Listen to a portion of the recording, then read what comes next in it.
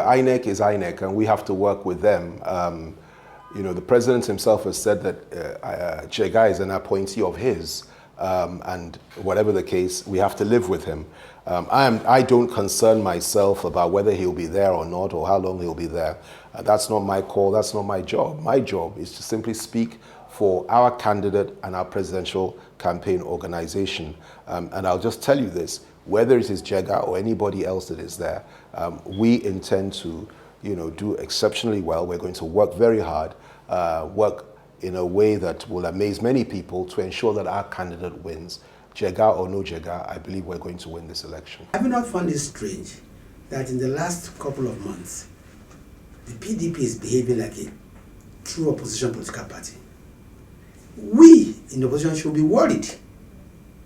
We should be the one accusing and doubting the integrity of INEC as a boss, especially the fact that he was appointed by the president.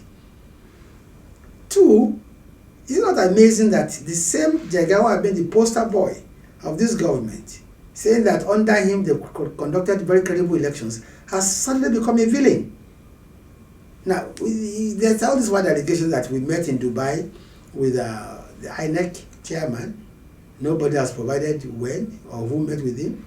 And we know that even at the time they were supposed to have met with Jega, Jega was in Nigeria. Now, the PDP and Jonathan, they have become so paranoid today that they are ready to destroy anything.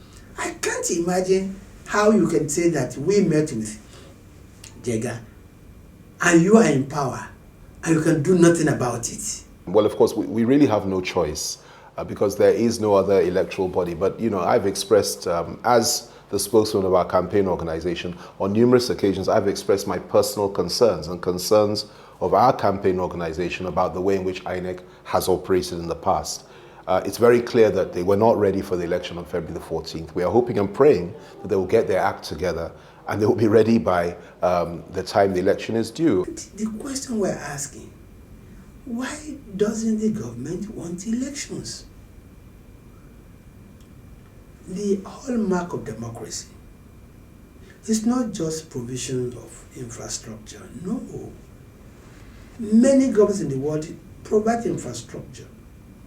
They provide welfare for their citizens, and they're not democratic at all. In Lagos State, for example, up until very recently, and I might say it may well still be going on, non-Indigenous, that is non-Yoruba people,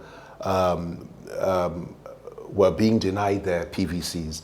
And of course, this was primarily because the INEC officials there believed that those non-Indigenous, primarily the Igbos and so on and so forth, were going to go against Buhari and support Jonathan. So these are our potential supporters that are being denied. So these are the concerns. You see, it doesn't make sense.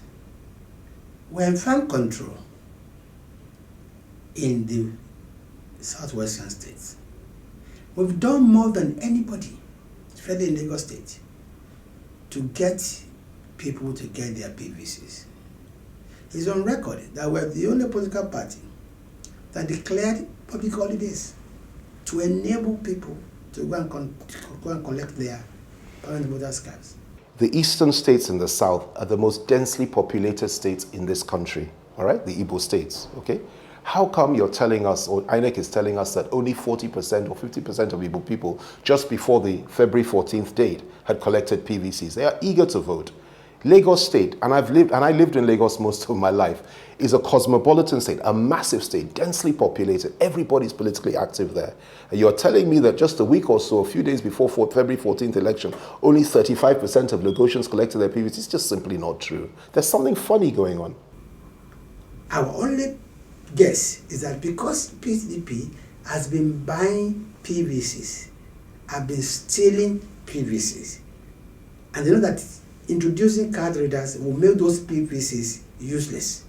They are now, in concert with some portfolio satellite parties of PDP, saying that if card readers are used, they will boycott election. There are deep concerns. There's no question about that. There are many areas that we're all concerned about when it comes to this new process, which is why some of us, particularly the PDP as a party, has said that they would have suggested to INEC, if they're really having challenges, to allow those with temporary voters' cards to also vote and use those cards. But that was rejected by INEC, and that's fair enough. It's their call. Those who are saying we should not use card readers must be very, very, very dishonest politicians. They are politicians who do not want credible elections, because Nigeria is not the first country to use card reader in Africa. Ghana did, Sierra Leone did, Kenya did. In the case of Sierra Leone, Nigerian INEC were technical consultants in the card reader. So why are we afraid to use it today?